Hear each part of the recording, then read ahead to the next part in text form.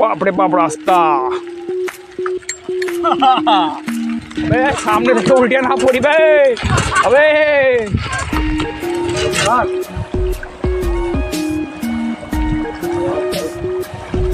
থেকে একবারে ধুমো উঠছে ধুমো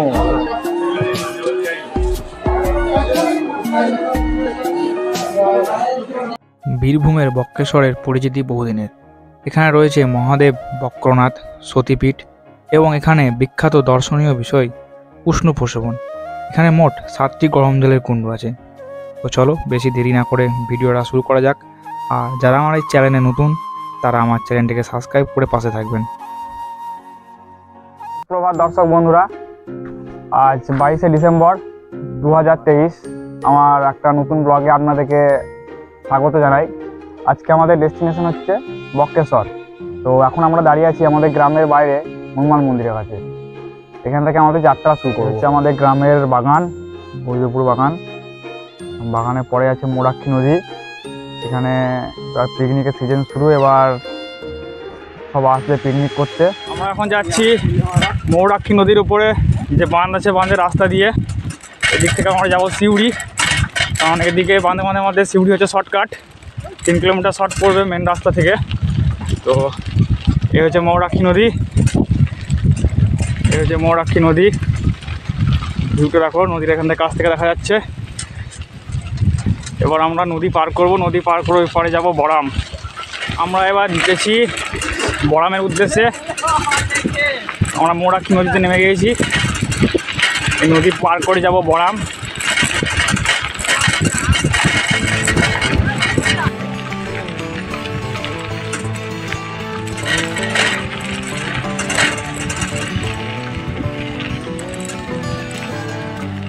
बाप रे बाप रास्ता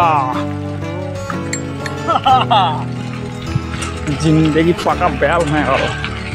अबे सामने देखो उल्टिया ना पड़ी बे अबे अबे সকাল সকাল প্রকৃতির দৃশ্যটা দেখো তোমরা, খালি সুন্দর মনোরম পরিবেশ।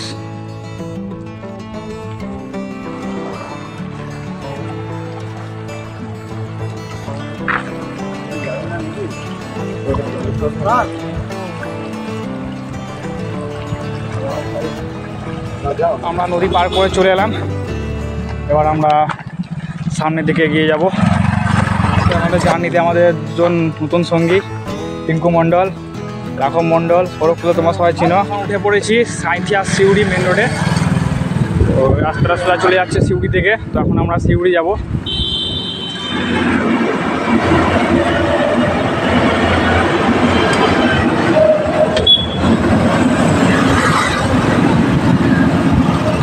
ভালো স্মুথ রাস্তা পেয়েছি, এবার সাইকেল ভালোই ছুটবে।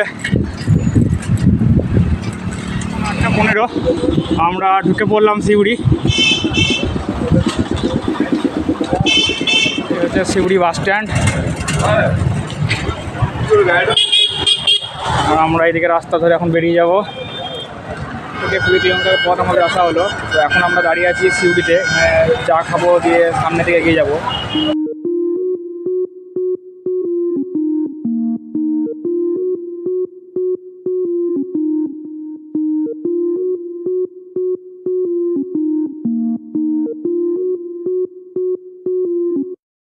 চা খাওয়া কমপ্লিট, এবার আমরা যাব বক্রেশ্বরের দিকে। সিউড়ি বেরিয়ে চলে এসেছি। তো ওই সামনে তোমরা গেট দেখতে পাচ্ছ, ওই গেট হয়ে আমরা চলে যাব।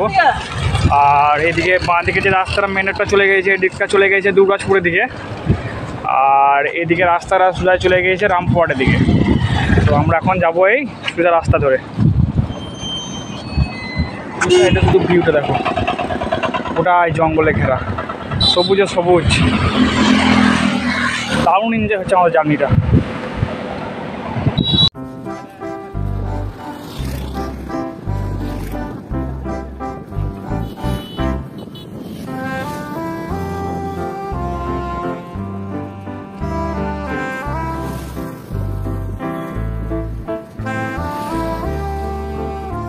বাড়ি থেকে প্রায় 30 কিলোমিটার সাইকেল চালানো কমপ্লিট। আর এখান থেকে মনে হয় আর বক্রেশ্বর 12 থেকে 13 কিলোমিটার।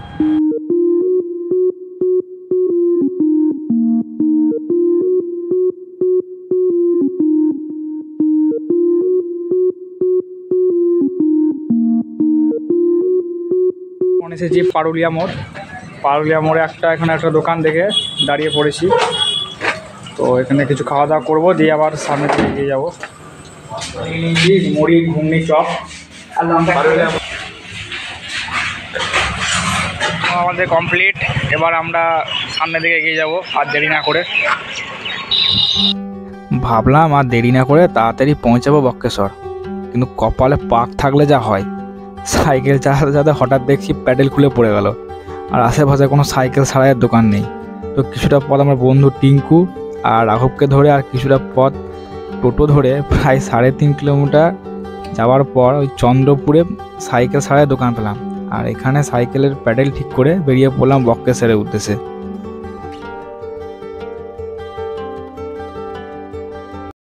আমরা ঢুকে পড়লাম বক্রেশ্বর। এবার ভিতরে ঢুকবো, চলো। ঢুকে গেছি বক্রেশ্বর। আর এখানে ভিতরে পার্কিং আছে, তো সাইকেল ওদিকে পিছন দিকে রেখে দিয়েছি। আর এখানে 2 টাকা পার্কিং হচ্ছে 10 টাকা, আর 3 টাকা 20 টাকা, 4 টাকা 30 টাকা, আর এখানে প্রবেশ মূল্য হচ্ছে 5 টাকা। তো এখানে প্রবেশ মূল্য টিকিট কাটবো, দিয়ে আমরা ভিতরে যাবো। টিকিট কাটার পর ভিতরে ঢুকে গেছি আমরা। এখানে চান করার ঘাট আছে, পুরুষ মহিলা পৃথকভাবে। আর এখানে মনে হয় ক্লক রুমও আছে, মহিলাদের জন্য আলাদা আর পুরুষদের জন্য আলাদা। চলো ভিতর দিকে যাবো।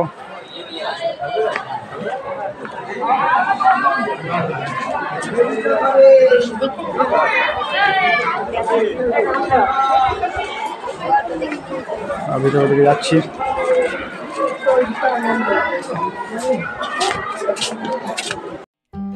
এই হচ্ছে বক্রেশ্বরের উষ্ণ প্রসবন। এই জলে সবাই স্নান করে থাকে। আর এই জল আসছে কোথা থেকে অনেকে হয়তো সেটা জানেন না। মানে এগুলোর কিছুটা আসলে ভৌগোলিক ব্যাখ্যা আছে। মানে কোনো ভাঁজের মধ্যে যদি জল অনেক সময় আটকে যায়, সেই জলের চাপ অনেক বেশি হয়, ফলে কোনো ফাটল বা কোনো জায়গা যদি পায়, সেই জল সেখান দিয়ে ওপরে বেরিয়ে আসে। আর যেহেতু মাটির অনেক নিচে থেকে জলটা আসছে, তাই জলের উষ্ণতা অনেক বেশি থাকে, যাকে আমরা বলি ওই উষ্ণ প্রসবন বা হট স্প্রিং।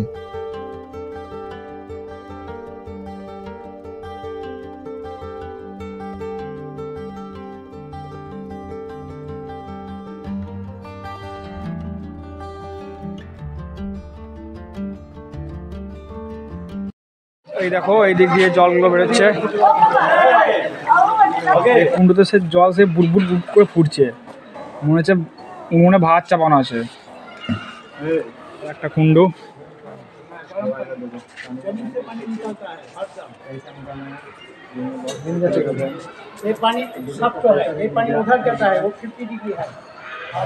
এখানকার জল তো মনে হচ্ছে আরো গরম। এখানকার জলের উষ্ণতা মনে হয় 80 ডিগ্রি।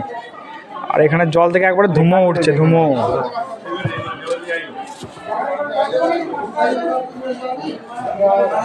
বাপরে বাপ, গরম জল।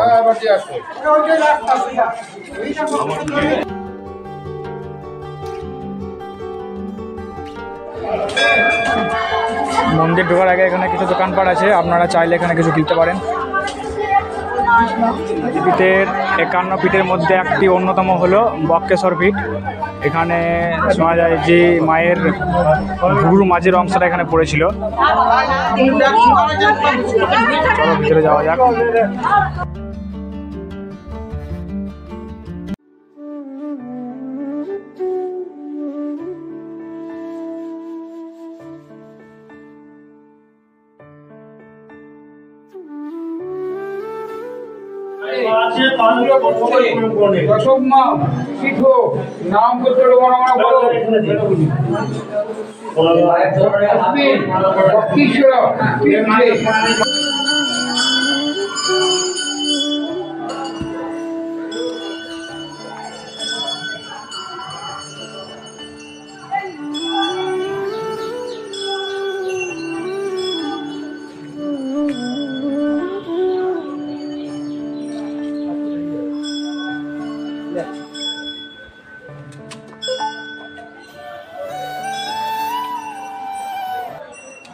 শিব মন্দির।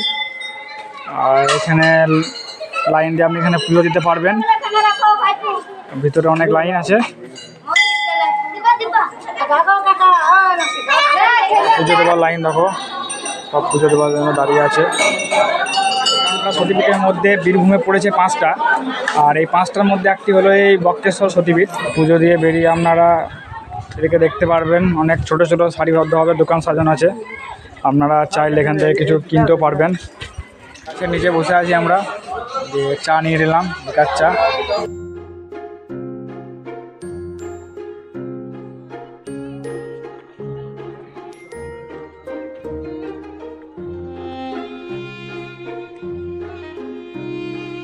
সাইকেল নিয়ে বেরিয়ে পড়েছি বাড়ির পথের দিকে।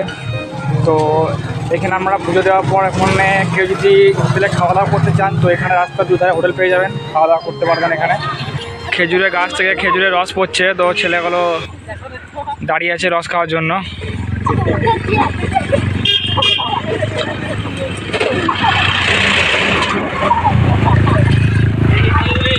বক্রেশ্বর থেকে 5.5 কিলোমিটার রাস্তা চলে আমরা এসেছি এখন চন্দ্রপুরে, যেখানে আমি আমার সাইকেল ঠিক করিয়েছিলাম। এবার এখান থেকে যাব সিউড়ি। সিউড়ি হচ্ছে এখান থেকে 14 কিলোমিটার।